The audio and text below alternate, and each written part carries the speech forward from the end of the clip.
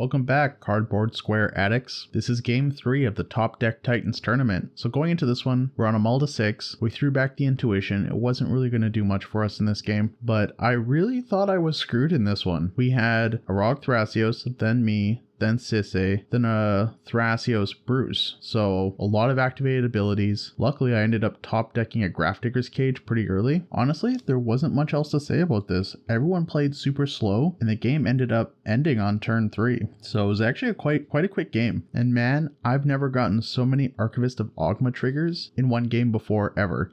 I must have gotten almost 5 triggers off this thing. But before I let you see who won this game, I want you guys to like, subscribe, and booty bounce on that bang dangler down in the corner there. Without further ado, let's get on into it.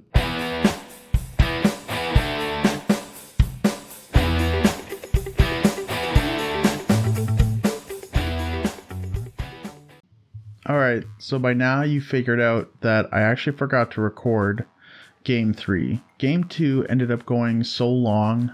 We went about 40 minutes over the time, and we were in turns. The stack was just crazy high with Niv Mizzet triggers. So I ended up forgetting to record Game 3. So Game 3, I thought I'd just give you a play-by-play of what happened. I ended up top decking a Mox Diamond, which turned out to be really good. So we played our land, we played our Mox Diamond.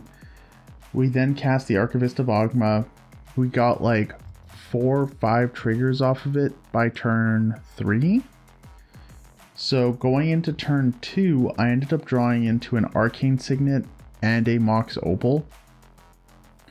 So we were able to make our land drop. We played the Arcane Signet. We were able to use the Mox to pay for the Rhystic Study that was played out by one of the Thrasios players. I think he was in seat 4. We were able to then play the Mox Opal for free, using the Arcane Signet to pay for it. And then we were able to hold up a Vamp Tutor. We also had the Dismember in hand. We had the Fierce Guardianship. So when I put the Vampiric Tutor on the stack, I said, damn, it'd be great if I had my own Rhystic Study. And I ended up deciding to secretly go for Time Sieve. So the other reason why I went for Time Sieve is because I ended up top decking a Jeweled Lotus. So going into turn 3, I was able to play out Tivit, and then I was able to put Time Sieve on the stack. Now, one of the Thrasios players ended up having a counterspell, but I had the Fierce Guardianship in hand to defend it, and that was the only piece of interaction out. Now, Thrasios and Rograk ended up having Otawara in hand, and they really wanted to hit Tivit because I had used my Jeweled Lotus to power out Tivit and still hold up some mana. But he ended up having to settle for the Time Sieve, and he only got priority to do that once I cracked Time Sieve. So we were already going into the extra turn, so bouncing it to my hand didn't really do much. When we went back to my turn, I ended up using the Dismember to take out a Thrasios just to turn off the free interaction, and then I played the Time Sieve again. The Thrasios Rograk player had 4 open mana after he used his Otawara, so he tried to do a Thrasios activation. He didn't get anything off of it, and we were just off to the races.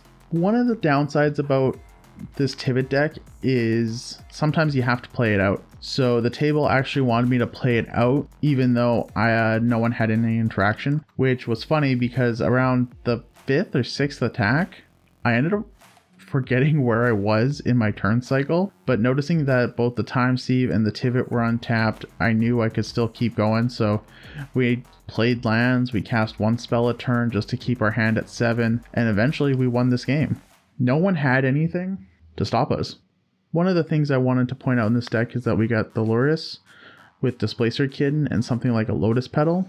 So being able to constantly flicker the Lurrus by casting the Lotus Petal from our grave will let us net infinite mana, so we can do a bunch of stuff with that. Same thing with the Teferi. It's a Grand Abolisher effect. We get to use the Displacer Kitten there. We got 25 instants, nothing really jumping out. I do play Dispel. I'm thinking about swapping it out. There's that new Sink into Stupor card that I want to try out. We have Intuition, One of the cool lines I can play is we can go, but one of the ones I like is Savine's Wreck, Time Sieve, Grand Abolisher. It's just clean, simple. They gotta have it to try and stop us. Another cool interaction is you have the Dauntless Dismantler and Loris of the Dream Den, where I can constantly just crack it one turn, play it, crack it, play it every turn cycle. So no one gets to really use any of their treasures that they're accumulating, which is kind of cool. Nothing really to hit home about in the artifact section. I am playing Grafdigger's Cage, so talking about that Loris combo earlier, it does stop me from doing things like that, but it's one card in the deck, and I've never had it really hinder me. Notably with Grafdiggers over Weathered Runestone though, I also play, notably though with Grafdigger's Cage over the Weathered Runestone, I do play Transmute Artifact, which allows me to get things like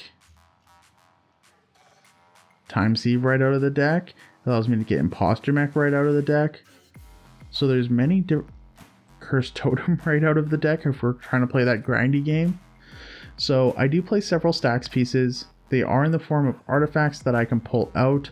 I love Touch the Spirit Realm. It's great for flickering Niv. It's great for protecting a piece. It's great for removing a stacks piece for a turn, so you can combo off. Shieldred's probably going to get cut. The more and more tournaments I play with Tivit, the more I'm thinking about adding in Angel's Grace. I see so many blue farm players playing it.